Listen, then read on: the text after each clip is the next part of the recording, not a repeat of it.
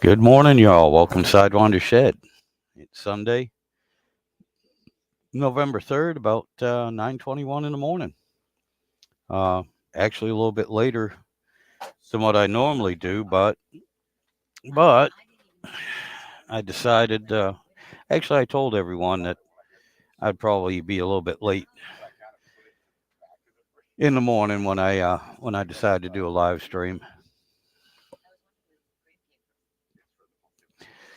But anyway, we had a little Halloween party last night, and it was pretty mild. Matter of fact, I think I'm getting old. Uh, I had 3 beers all day long, and actually ended up going to bed by about 9 o'clock. I mean, hell, the kids were up later than I was, but everyone had a good time. We had some good food. Um, we have a little bit of leftovers, um, but at first, people were running a little bit late. And the wife is like, "Oh my God! Well, I hope everyone's going to show up. We got all this food." I was like, "Hey, that's no problem. I got food for work for the rest of the week if nobody shows up." But but they did. Everybody enjoyed themselves. Good time was had by all. Nobody ended up in jail or the hospital, or cops weren't called, anything like that. It was great. I had the fire going, had the wood stove going out in the shed because it did get a little bit nippy. Uh, After the sun went down. Got a little bit chilly, but we had a good time. And yeah, I figured I'd come on for a little bit this morning. Um, I don't know how long I'll stay on. It's just one of those days, and not only that, but I'm not alone and unsupervised right now. Everybody's up and about, and so I'm good. I got my coffee. I'm good. Yeah, YouTube's not so interested in that, but yeah, let me play a friggin' song. Yeah, on that little commercial parody that I did for the channel. Well, no, what I get this on both. I did it on Facebook and I did it on YouTube. Now on YouTube, I did it 3 different times, and that's because Facebook and YouTube. Hey, good morning, Philip. Facebook and or Facebook and YouTube are pretty much owned by the same company, all right, and they have the same music selection. They have the copyrights to the same music. But when I tried to use the music off of Facebook onto YouTube, copyright infringement. I'm like, what the hell? So I used the same song from the same artist, only I get it off of YouTube instead of Facebook. No, they don't even allow that. They will flag it. They will take it down. Then they will do an investigation. Because trust me, they did. Yeah, well, they did that with one of my other videos. Pickup man. Yeah, and it took me 2 weeks, and every single day, copyright infringement. All right, I already know there's a copyright infringement. I don't understand why. And right now, the video is taken down, by you guys, not by me. So why are you sending me this notice every single day? We're disputing it at the moment. 10 days later, oh, shit, you're right. Here you go. It's back up. I'm like, what? All it is somebody out there trying to make money. Yeah. Yeah, that's it. It was just the bots. But anyway, all right, Philip, I'm sorry. I'm done being distracted. How you doing this morning, sir? I saw your video about the power steering pump, and I did not comment on it, but it was going through my mind. Yeah, straight out of the box, that's becoming a normal thing. Straight out of the box, and there's some sort of problem. Sometimes it's minor, sometimes it's major.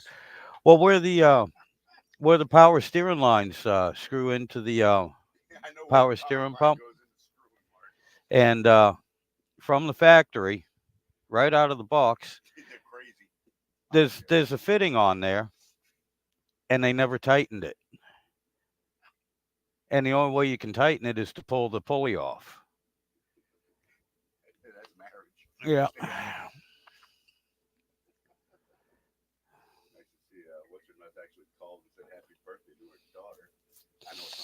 Yeah, imagine this being a pain in the butt. And yeah, like I said, that is so irritating nowadays.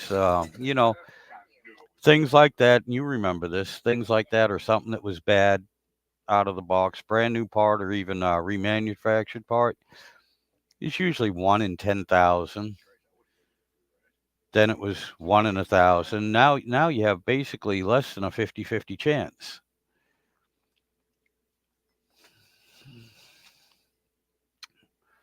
But oh yeah, and before I forget, let me put some of your posts up, sir. And yes, we'll wait on you.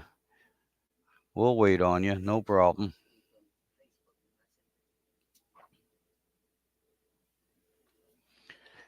But yeah, I feel for you, buddy. I mean, that is so aggravating. New part, put it on, something's wrong, gotta take it off, and then fix the new part that was supposed to be good to go to begin with. That is, fortunately,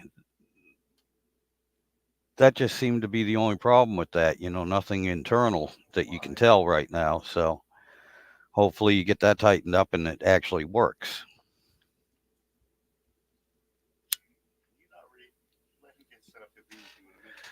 That's so he can join live and be on here too. In the meantime, he can still listen to me. Not to mention, look, I got two people. Philip is one. I got to keep the other person entertained as well. I can't just sit here with dead air. You know, they haven't mentioned anything, but whoever the second person is, hi, good morning. Welcome to Sidewinder Shed. Um,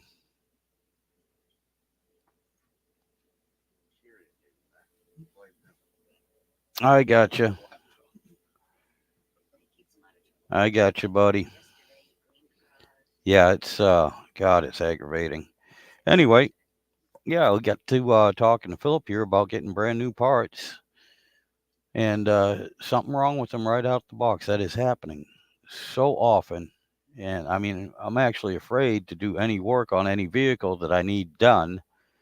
It's kind of like, well, it's Friday, and I need the vehicle running Monday, and I have to replace this part. Insert insert whatever part you want in there, and my God, you worry about, is the part I'm getting, is it going to work? Is it going to be okay? And actually, the Jeep is a Mopar. Yeah, well, yeah, and the reason why the Jeep is still running is because I haven't tried to fix it yet. That's, yeah, I mean, even the new parts I got for the Jeep, the simple part, I'm afraid to put those in until they're actually needed. Yeah, because the old parts are still working at this point in time. And I'd hate to pull out the old injectors. I mean, that was my thought at first. All right, we had two injectors go out, spaced what, 3 weeks apart, and so I got two new injectors put in. I'm like, well, if they're going out, just kind of like a headlight, if one goes out, you replace both of them, and you're good to go. Well, nowadays, when you can't rely on anything being good right out of the box, I'm afraid to replace the other 6 injectors. Good morning, Philip. How you doing, sir? I'm doing all right. I'm having a problem right now with this uh, device that I'm using. There we go. Now it seems to be working. Let's see, Hey, where I am I got. at? Here I am. Hey, Tony. Good What's going on? morning. Oh, not too much. Hey, a good friend of mine, Tony. He was at the party last night. He just showed up. and my brother-in-law wanted to ask him how his tongue is doing this morning. I don't know what's going on with that, but anyway, that's You that want to was know? yeah. My brother-in-law wanted to know what how Tony's tongue was doing this morning. I haven't been filled in on the story yet, Way better ways to say that, you dumbass. but well, that's what you said. That's what you said to ask him. How Joy's tongue felt. Okay, we're not. This is child friendly. Okay, we're not going to get So into you're gonna that. ask him, I want to know how his tongue felt last night. That's just fucking wrong. Well, that's what. Isn't that what he asked?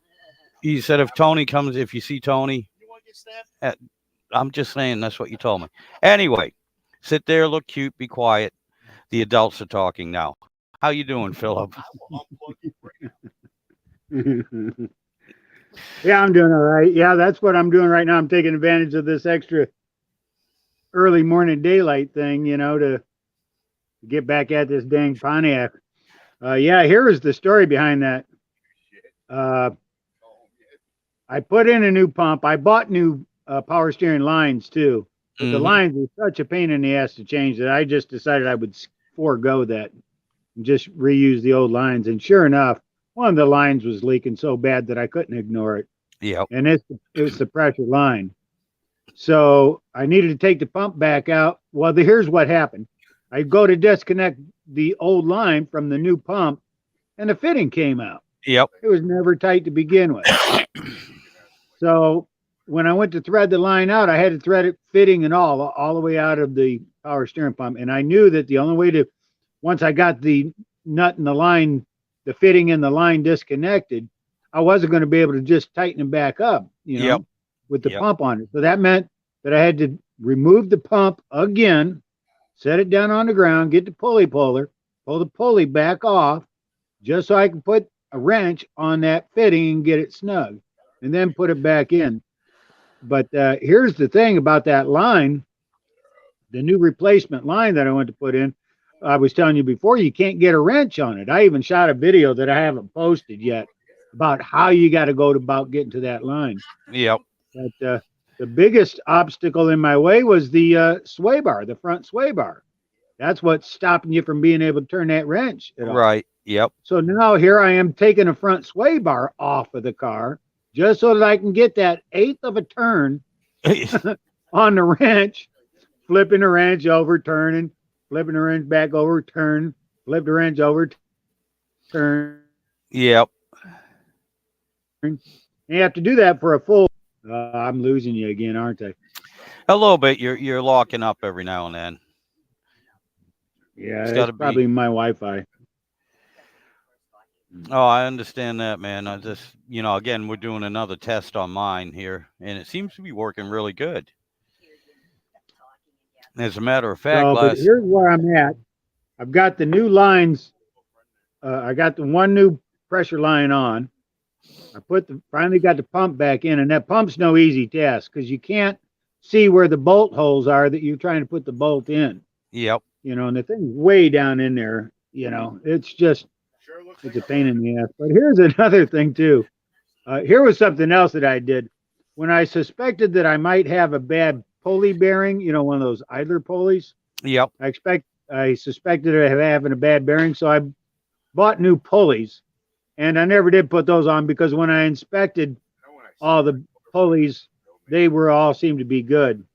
So I've got these new pulley bearings, and I put the thing back together once, and just foregoing the new pulleys.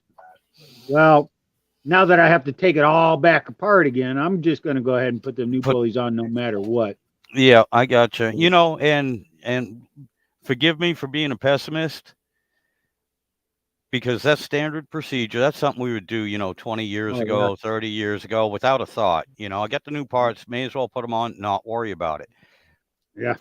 Nowadays, Philip, if I see your video up here next week going, the damn new tensioners I put on, the bearings are bad in the pulleys right out of the box. It would not surprise me. That's why I say it's getting so frustrating.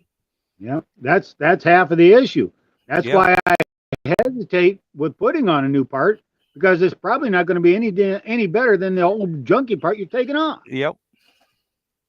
So, if you got right now, like I said, I had inspected all the pulleys, and I have two idler pulleys that one of the two of them I was suspecting being bad, so that's why I bought two new pulleys. Right. But when I checked them out, those pulleys were fine. So I'm like, well, I'm not going to replace them. I'll hang on to these new ones until I do need them. But and here's another thing that I did when I put the serpentine belt on. I thought I had it routed right, and I didn't. Yep. So I shredded the serpentine belt while I had it running. It was just barely rubbing on another component, but it was enough that over 10 or 15 minutes of running, it just shredded the belt. Yeah, So, of you were course, I telling had me to about order a that new last belt. week. Yeah. So I've got a new belt now, and here's where I'm at right now. I was just before you came on. I was just putting new power steering fluid in the pump.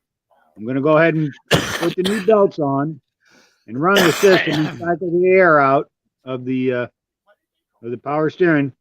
And if that's good, if I don't have any leaks, then I'll put the sway bar back in, because I'll guarantee you, if I put the sway bar back in first, Yep. I'll have to take it back off and get underneath there and screw with some lines or anything like that. So Oh yeah. it's like good karma. Yep. Don't put the sway bar in just yet until you're Yep. absolutely certain that you don't have any leaks. Exactly. Yep. Yep. I know that. Yep. Because if you put the Never- sway never bar in, fails. you'll have a leak. Yep. Never fails. Never fails. You don't put the sway bar in, you won't have a leak. Right. Exactly. Yeah, it's amazing. But anyway, yeah, God. Well, at least you're making progress. You're getting there. Yeah. And here's another thing too. I noticed that the left front brake, it was making a squeaky noise. It's brand new brakes. So I got to checking that out. And what it is, there's actually a little thin metal plate, real thin sheet metal back there. It's like a dust guard. Mm-hmm. And it apparently looks like it might have got bent or something. But it also holds the wheel speed sensor Oh, on that okay. Yeah. little plate. So, and the only way to fix that so that it doesn't rub against the inside of the rotor is to take the whole brake assembly back off and, ting on that little piece of metal, get it bent right, or maybe make some adjustments. But yeah, apparently those rotors that they sent me are, I checked them out to make sure they was the same diameter as the stock ones that I took off. Yep. And And I'm going to say goodbye to Tony here. He's got some stuff yeah. he's got to take care of. Tony, you have a good day, buddy. And okay. Well, anyway, yeah. And remember, John is here, so watch what you text him, or else it might end up on my live stream. All right. I'm sorry, Philip. Go ahead. Well, I was just saying that when I got the new rotors, I checked to make sure they were the same diameter as the stock ones that I took off, and that matched up. The only thing I can figure that is going on, and one of my buddies noticed it yesterday when he was over here. He asked me, he said to me, it looks like those new rotors are a little bit thicker than your old ones. And at the time, I thought, well, that's probably just from wear. Right. But no, they are significantly thicker. Oh, good Lord. Yeah. About 200 thousandths. And I know why that is. First of all, thicker metal will prevent the heat distortion. Yep. And make it a little bit stronger, and gives you some room to when you have to recut them. When you have to resurface the rotors. Yeah. Does anybody actually do that anymore? I mean, that used to be standard with every brake job back in the 80s that we did. Yeah. I mean, you didn't even think twice about it. They come in for a brake job. You didn't replace the rotors unless you had to, or even the drums, unless you absolutely had to. Well, I'll tell you. But every time you did a brake job, it was automatic. You brought it over to the brake lathe, and you turned them, even if they only needed one or two turns, fast cut and a slow cut. You did that. It was just standard procedure. And I don't know how many times I've seen friends of mine and everything. They've gone in. Oh yeah, they put new brakes on my vehicle. I look, and the rotor or the drums are just still as screwed up. All they did was put pads on them. Well, here's what I do know is, let's take, for instance, my PT Cruiser, for example. And this was true about all, I know this was true about all the Chrysler stuff, your Chryslers, your Dodge, and even the Jeep they would come out of the factory with these semi-metallic pads, Oh which yeah. lasted a good long time. Yep. But the problem was that by the time you needed to replace the pads, the rotors had also worn so thin that you Yep. have to replace them too. So Yep. yeah, that probably answers your question as to why people don't turn rotors anymore. There's a shop that I go to that's just up the road here. They're a tire sales place, and and they do other things like wheel bearings and stuff like that. They're the same shop I told you that I took my pickup truck drive shaft to have them replace the U joints. But Yep. they have a machine that can turn both drums and rotors. But when you go back there and look at it, you can tell they haven't used that machine in years. Oh yeah. Oh my God. It's got rust on the dang thing because they It never about- use it anymore. It was about 10, maybe 15 years ago. There were three of the old little privately owned gas station repair shop combination. Now they'd already gotten rid of their gas pumps. They weren't doing gas, but they were still doing repairs. And when they decided to close down and everything, there was a lot of nice equipment. I wish I had the money for it at the time because it was short money. I could have picked up a pneumatic tire machine Right. for $100. Yeah. Okay, I could have picked up an old brake lathe, just like you're talking about too. The thing was just covered in dust and dirt and Rust.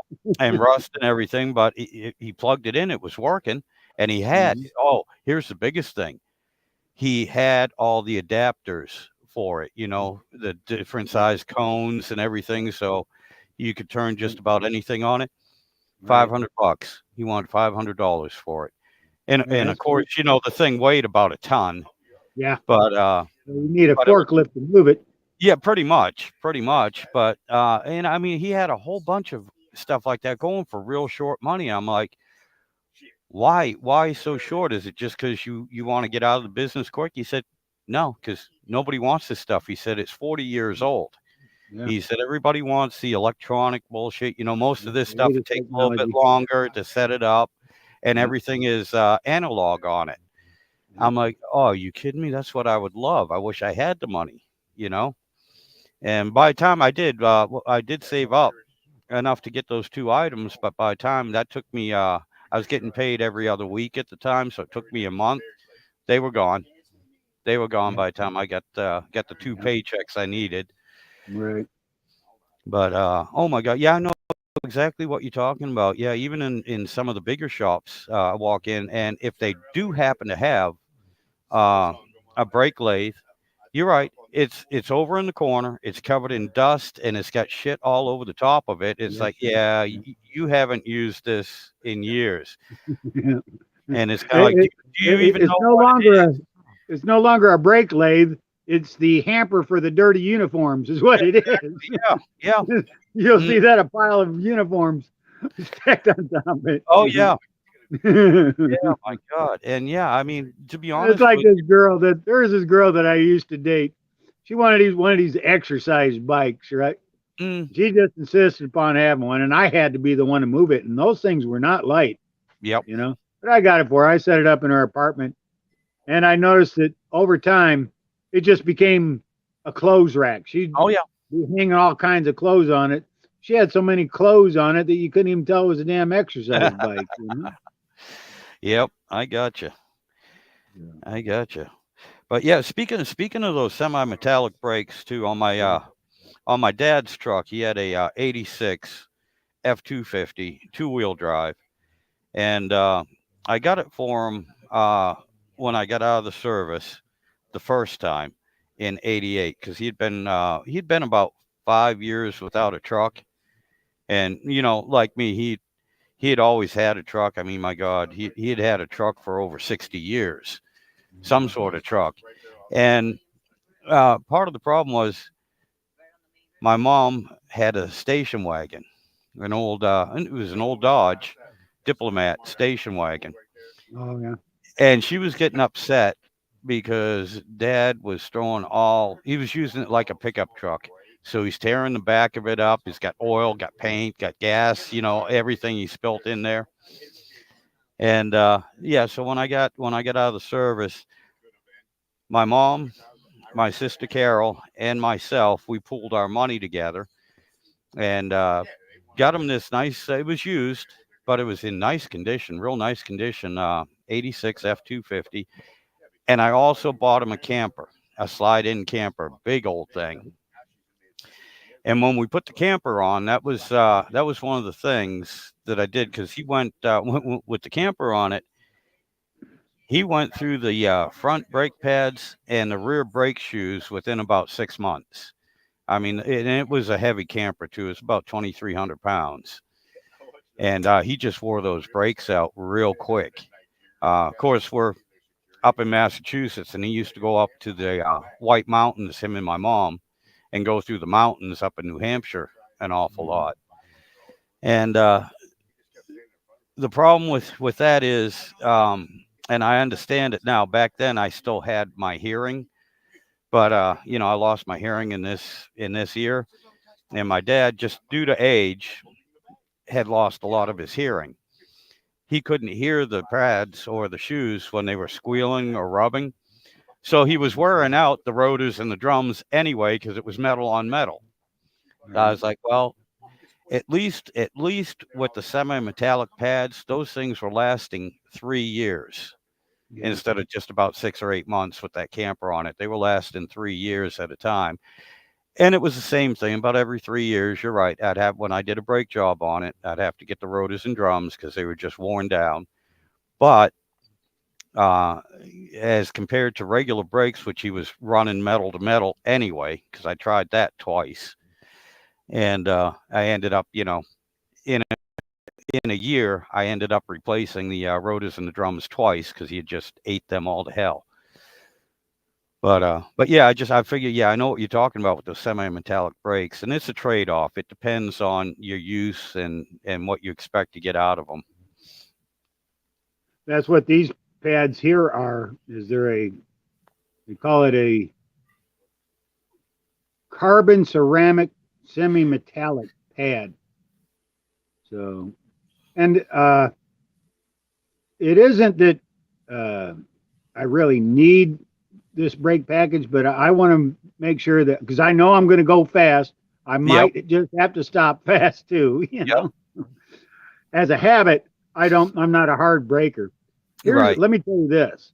Like this will give you an example. When I leave out of my neighborhood, I go up to this one stop sign, and that's the highway, and you travel 6 miles before you even touch the brakes again.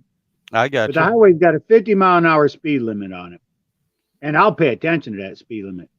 And when I get down to the end of the road, it T-intersects with another highway. When I start coming up to that stop sign, I get out of the throttle. Oh yeah, 1,000 feet before the stop sign. So the car is slowed to 40 or even 35 miles an hour by the time I even need to step on the brakes, and that helps your brake life. It doesn't take as much force, and you don't get as much wear when you're trying to brake a car from 35 miles an hour than what it is at 50 miles an hour. Oh yeah, 60. exactly. Now, my wife, her driving habits were different. She would stay in that throttle until she had to be on them brakes, She'll be doing 50, 55 miles an hour and have to brake hard in that last 330 feet before the stop sign. And it took a lot to get her to break that habit too, Oh, I got you. That's how she was. And a lot of people do that. They're on the gas unless they have to be on the brake, and that's bad. It gives bad gas mileage and wears out your brakes quicker, You just get out of that throttle 30 seconds earlier and let the car slow a little bit, Oh yeah, I understand that. That and again, I'm used to these. Relatively speaking, not only am I truck driver by profession, so that's a habit you get into with the big trucks because slowing down 80,000 pounds takes a little bit of time. Yeah. But I'm also, I'm used to the older pickup trucks, and not that they don't have good brakes or anything, but it's also a lot heavier vehicle than, let's say, a Mustang or one of these smaller cars. And so it takes you either a lot more brake pressure to try and slow it down like you would a Mustang in the same amount of distance, Mhm. or you just, yeah, you need to let it slow down a little bit. And it's just one of the driving habits I've gotten into.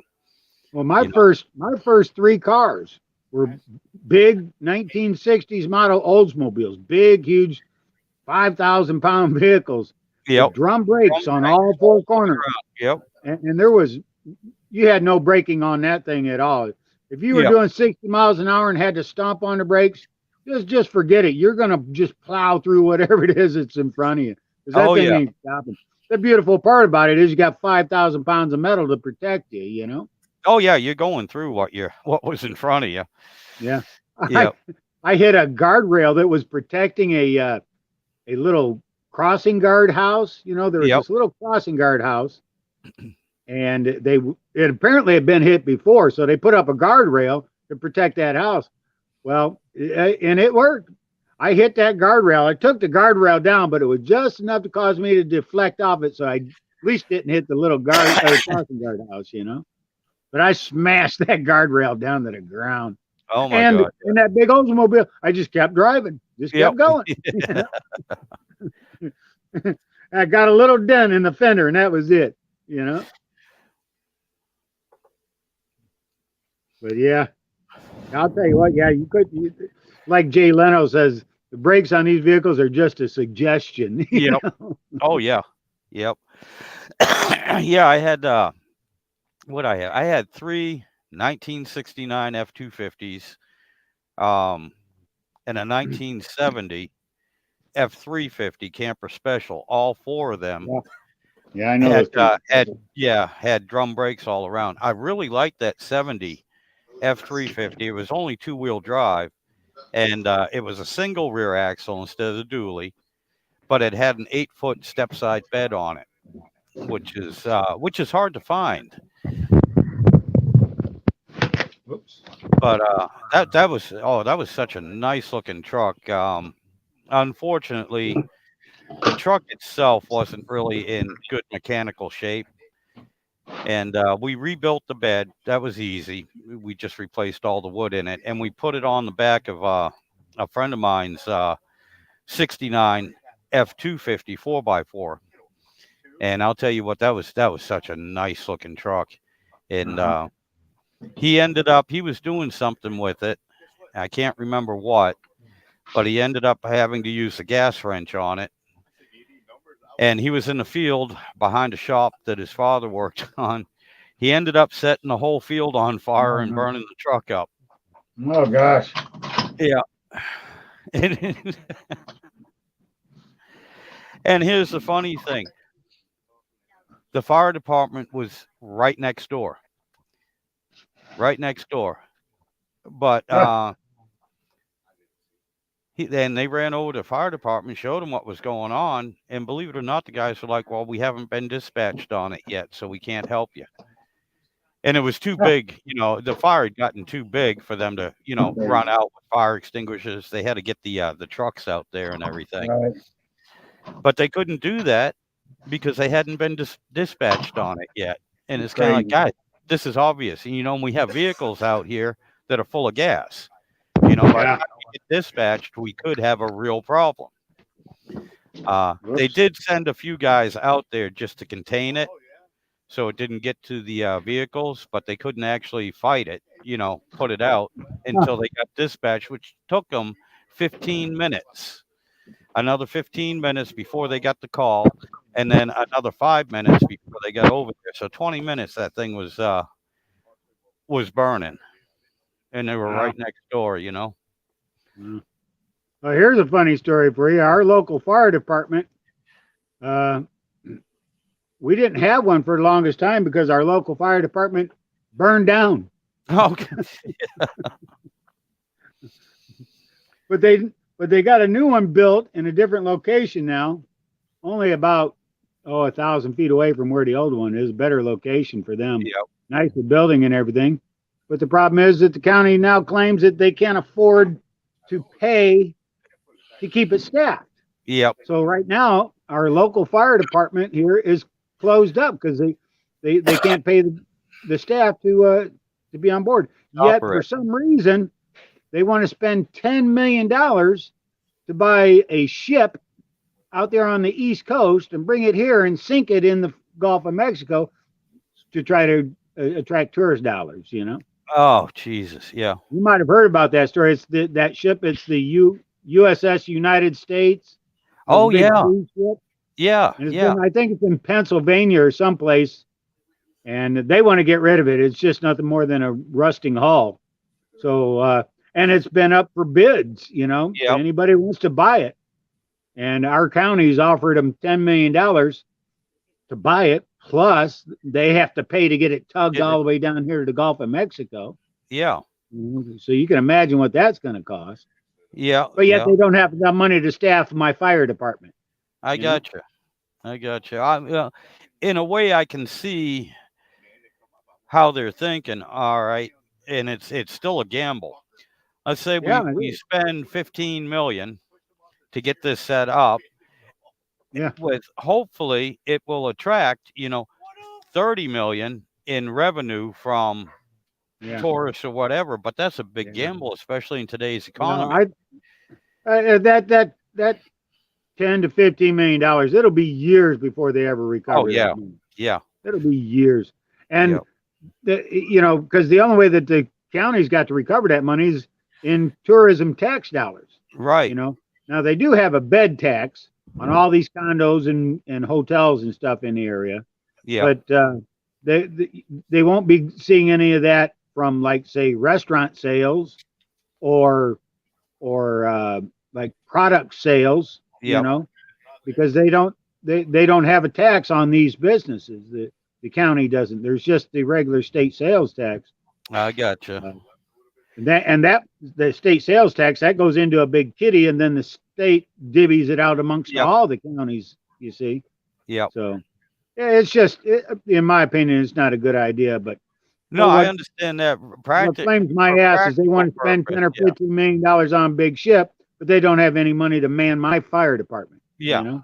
Yeah. And I just got my tax bill, and it's $100 more this year than what it was last year.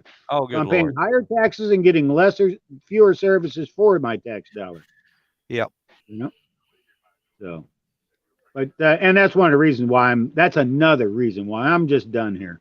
I you know. got The place is for sale. I'm down to only about 30 days to get out, and so that's what I'm working on. And what I got to do is I got to get this car running, so I can get it moved, so I can get to moving other stuff. I got you, man. I got you. And I hate to do this to you, Philip, but as you saw, I got another friend that showed up, and I got to spend some time with these guys. That's all right. I got to get back on this car. Yeah, know? I got you, man. But Like yeah, I said, I was just in the middle of putting more power steering fluid in it. Then I was going to lace the belt and fire it up. I got to keep working on it. Keep well, go chipping away at it. ahead and take care of that, man. Shoot a video so I can watch it later. I've already got 2 short videos that I still need to download yet, and I'll probably film me putting it all back together again. And that's just it. If you look at the videos that I already have, you're going to think, geez, this is just a copy of the old video. He's posted the same video twice. No, that's me having to do the same thing twice. You might not believe this, but I've been going through the same process of videoing the same work over and over again with this transmission I'm working on. Yeah, I noticed that. Since Put it together, and now you're taking it back apart and working on it again, Yeah. and putting it together and taking it apart and working on it again, yeah, all on the same damn part. yep. And this time here though, it's all set. It's together. I got a couple more videos I have to edit and upload, but I'm still waiting on that damn torque converter. It was supposed to be here Thursday. Yeah. Today's Sunday. It ain't shown up yet. Yeah, I think you've been waiting a month or better on that, right? 7 weeks. This will be Yeah, week almost 2 number months. 8. Yeah, this will be week number 8 coming up. But all right, buddy. Yeah, no, I gotta All let right. you go. All right, All right. I gotta end this. You have yourself a good day and good luck with this. Okay. All right. We'll see you guys. All right, man. We'll see you.